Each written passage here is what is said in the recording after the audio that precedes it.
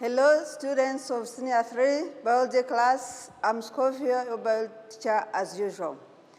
As we had started in the previous lesson, talking about the effects of human activities on ecosystem, all right? The effects of human activities on ecosystem, but remember there is two. I told you that we have also the effects of human activities on ecosystem, but we find there is one. So there is a difference, as I told you in the previous lesson, that when the first unit, that is unit 4, we were just emphasizing on the negative effects of human activities on ecosystem, all right? But today, for today's lesson, we are emphasizing on the conservation and sustainability, the positive effects of man's activity on ecosystem, all right? To remind ourselves, what is ecosystem? What does the word ecosystem mean as the key term in the unit, all right? So ecosystem, it is the organism in the community and how they interact with their environment. Organisms in the community and how they interact with their environment, all right? So for today's lesson, which is lesson 3, we are going to emphasize or to look at the conservation of endangered species. Conservation of endangered species. So what are the endangered species?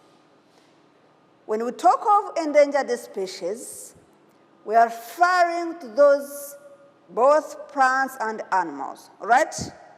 Both plant and animals. Most of the times you find that they emphasize on animals, but also plants can be in danger, all right? So those are plants and animals which are likely to get extinct. So we need to preserve them, we need to protect them, we need to conserve them, all right? So you're going to look at the conservation of endangered species. Hope the word endangered species is clear. So today's objective, or by the end of this lesson, every learner will be able to explain how organisms become endangered or extinct and describe how endangered species can be conserved, all right? How organisms become endangered or extinct.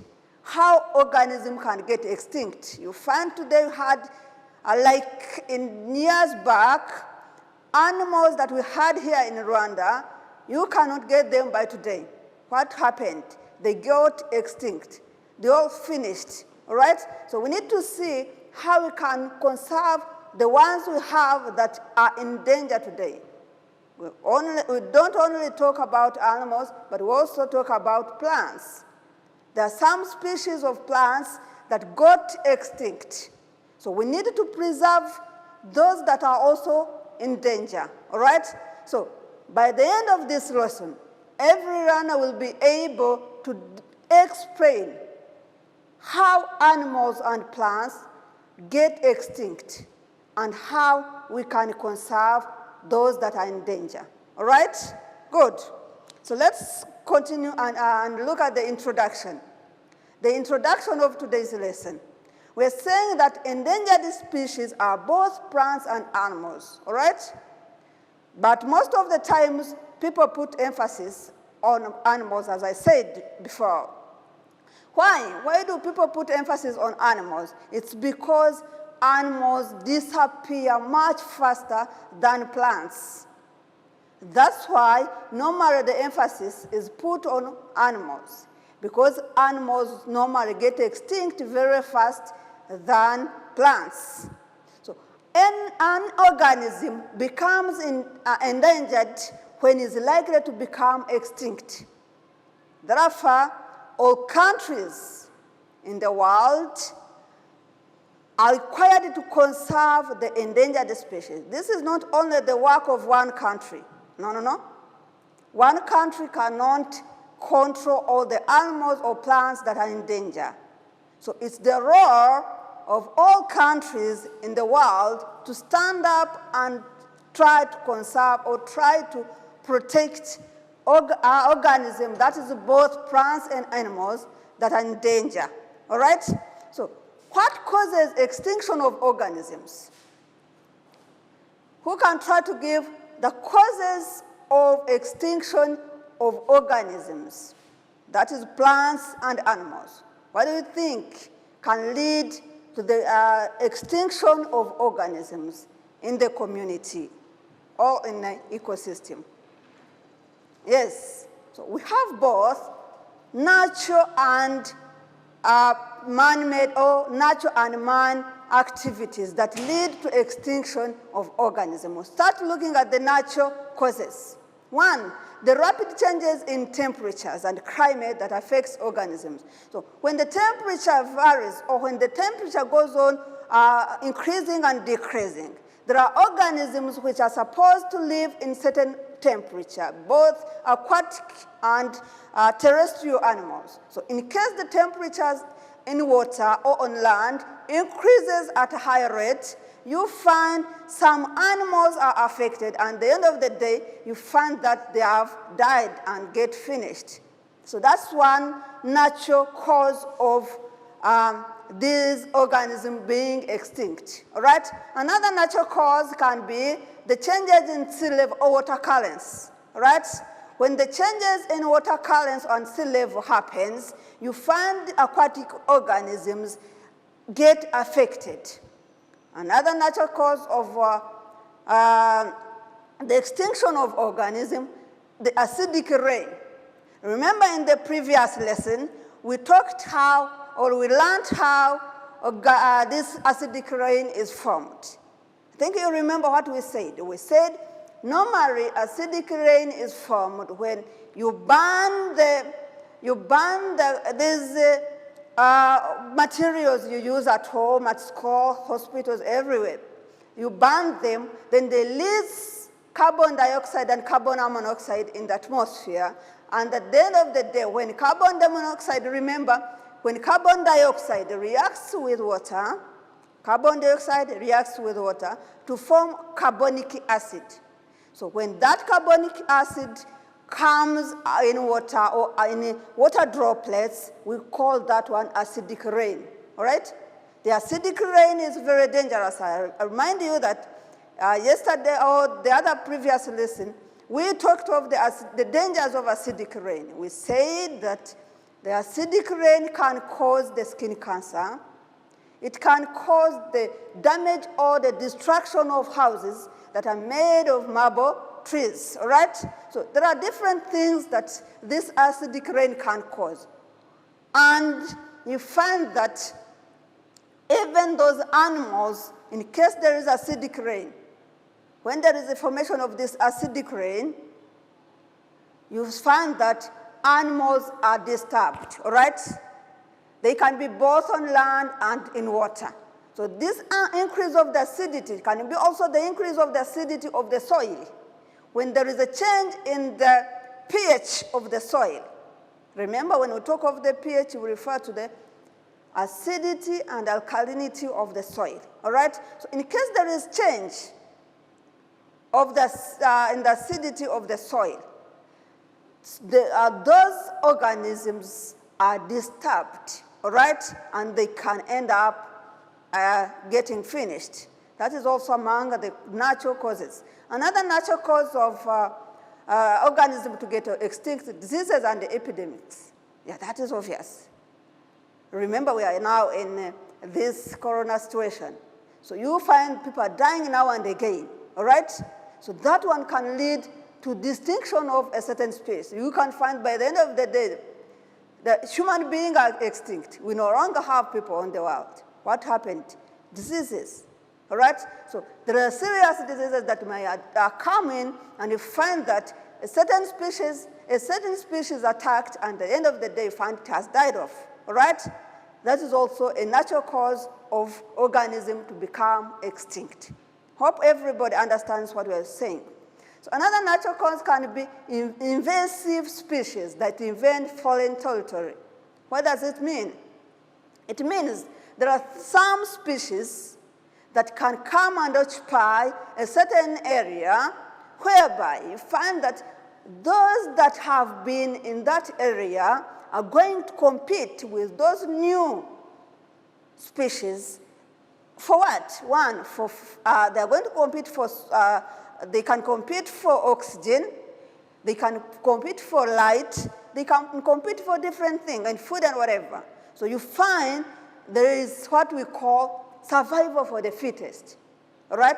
The survival for the fittest starts, and you find that those which are not capable of struggling in that harsh condition, they die off. And after some years, you find we don't have them in existence, all right? So those are some of the causes of a natural extinction of organisms, all right? So we can also look at the human, who can try to tell us some of the human activities that can lead to extinction of organisms. When we say organisms, we refer to both plants and animals, all right? Good. So one is uncontrolled population increase. If there is a rapid increase in population, problems will arise. Food shortage, diseases, all those things may lead to extinction of certain group of species. Another thing is destruction and fragmentation of habitats. So you find now and again the area is being cleared for farming, is being cleared as for livestock activities, and plants are all cleared down. By the end of the day, there are certain species which can get extinct in that way, right? That is man's activity. Pollution of the environment, I said, when you try to ban, when you try to introduce those harmful substances in the atmosphere which may lead to global warming and greenhouse effect, organisms, both plants and animals, will be affected, all right? So you should not continue banning, introducing those harmful substances in the atmosphere such that you don't cause or you don't be among those that causes the extinction of some organism.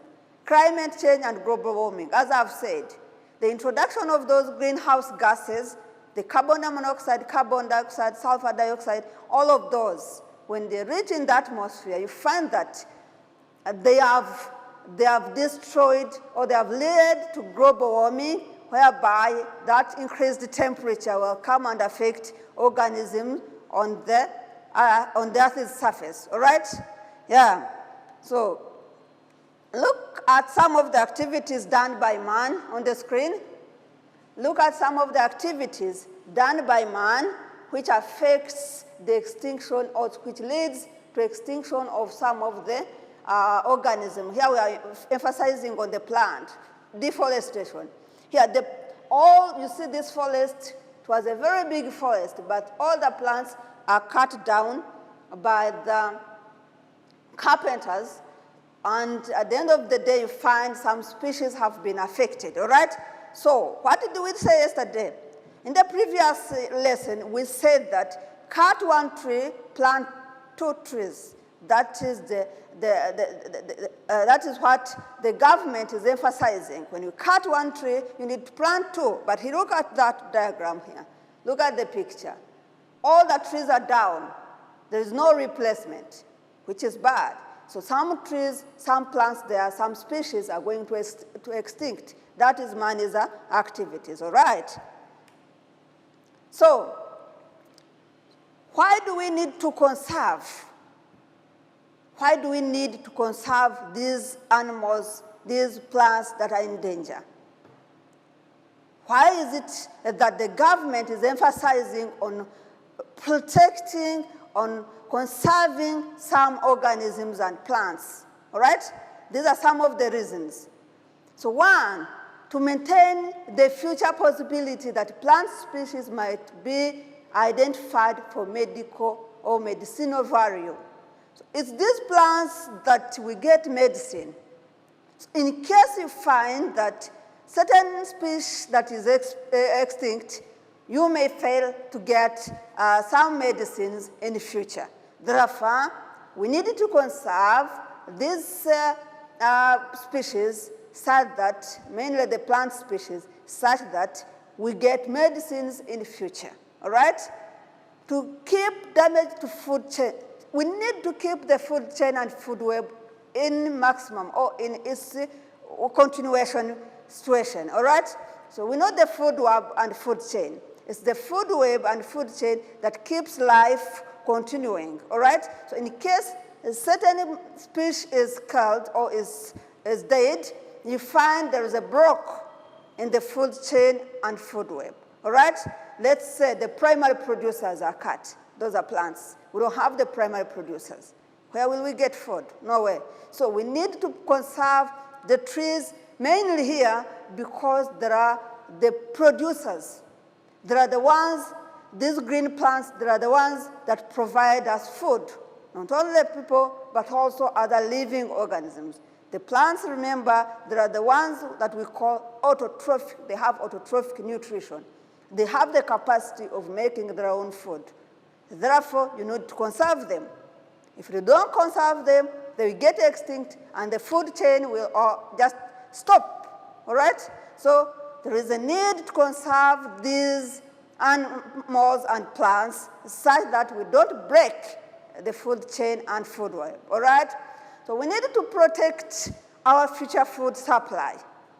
Let's say there is destruction of the plants. There's destruction of animals, some animals. So in future, we will find that there is a need for food, all right? So you need to prevent those people that are trying to distract or that are trying to kill animals, to cut out plants of which will be needed in future as food. So those are some of the reasons that we need to conserve the animals, both animals and plants that are in danger, all right? Good.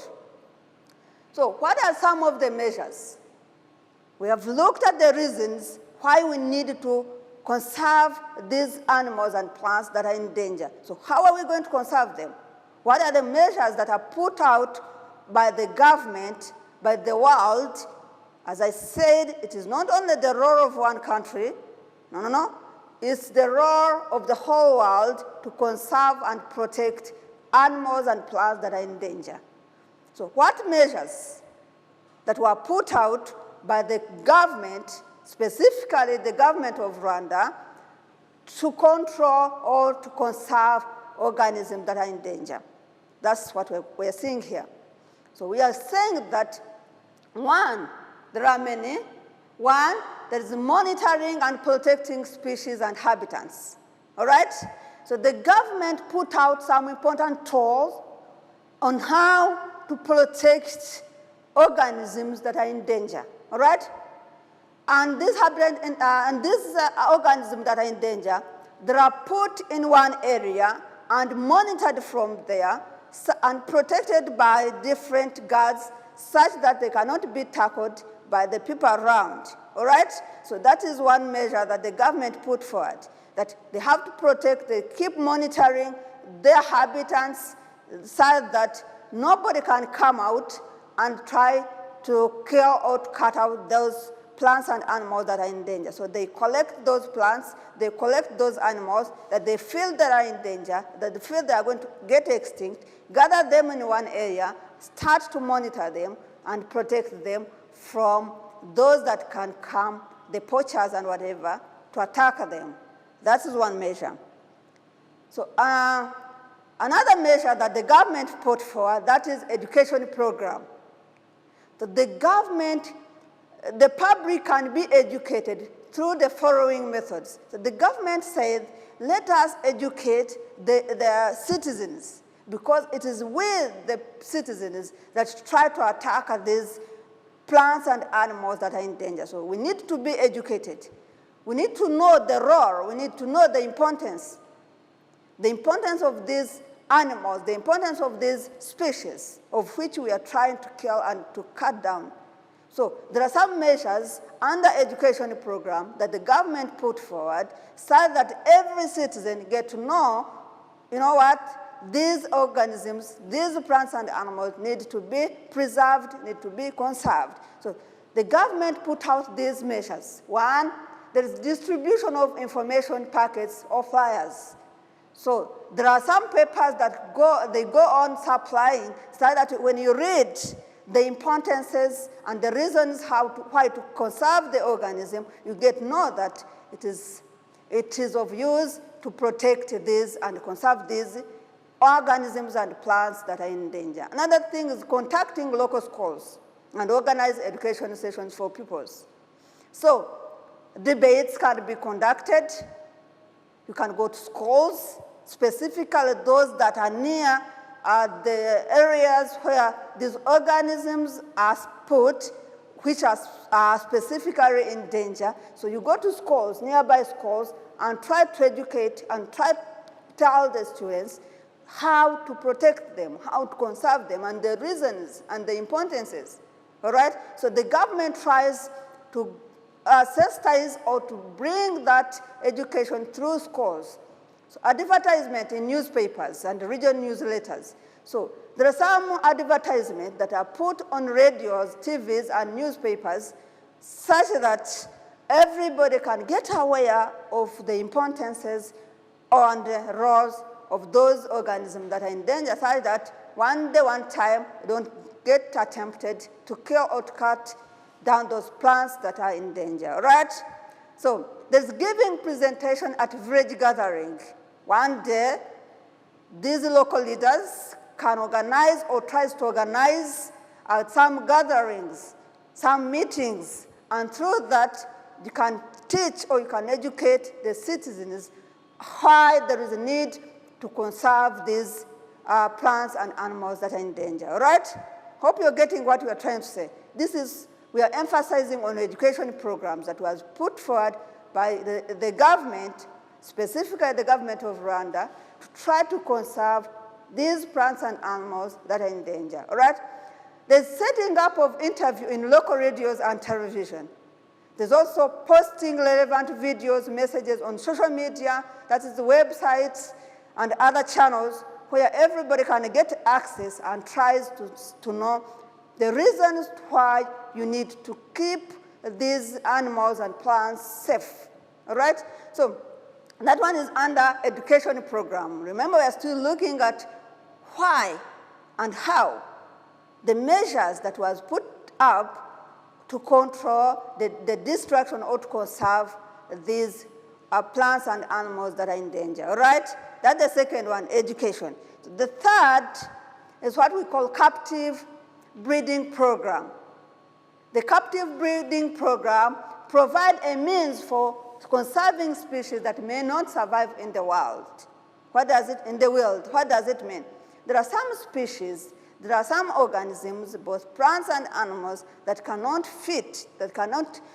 survive in the forest, let's say. So they need to gather them, to bring them out and put them like in the zoo to conserve them from their side that they don't get extinct. So when we look at some of the reasons for captive breeding, there's education, extinction of interesting species. So we conserve. Why do we need to put them in captive breeding? We keep them there for education. Learners need to go there. They need to go there and learn from those species. There is those exhibition. You can't go there and get some money from exhibition of those interesting species, and the some researches can be conducted on them. Establishing captive population for saving species from extinction. So these are the reasons why we need to keep them safe. Get them out of the world or get them from the forest and whatever, gather them like in the zoo, then keep them there for those reasons, for education purpose, for research and exhibition, establishing those captive populations for saving those species that are in danger, all right? So like now here, look at the diagram, look at the picture on the screen. Everybody look there. You see the mountain gorilla in Virunga National Park. This is one of the captive breeding that was put up by the government of Rwanda, all right? This one is looking after the gorilla. The gorilla were in extinction a few years back. But these days, they are multiplying now and again. Why? Because the government put measures on how to conserve them. There are strict rules, there are strict laws that are put forward by the government of Rwanda to conserve this one. So we can take that example as the breeding, or that example as the one for controlling these organisms in the national park. All right? The seed bags. The seed bag is a store used to preserve the genetic diversity, and there are uses why.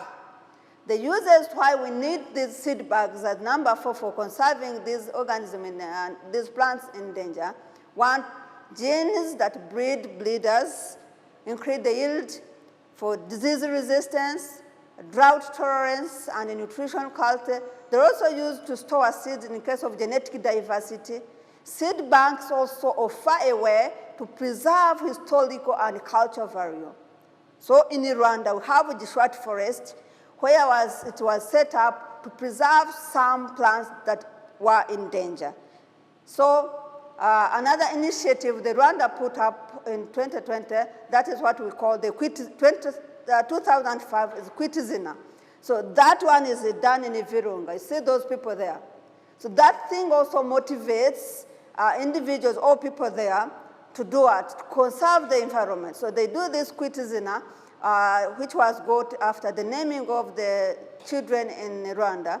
Therefore, this one also helps as a conservation measure and also gets money for the country, all right?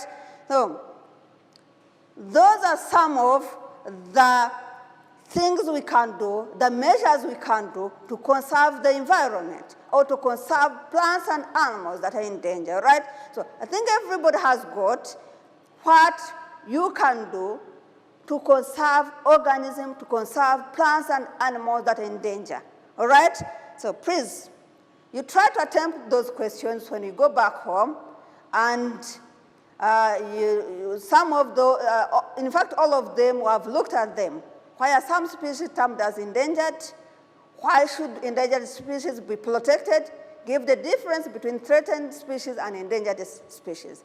Threatened species, remember, those are the ones that are heading to endangered species. They're almost getting to endangered species. You need to start protecting them before they go to critical conditions, all right? So thank you so much for today's lesson. Hope everybody here has enjoyed. I wish you the best. Bye.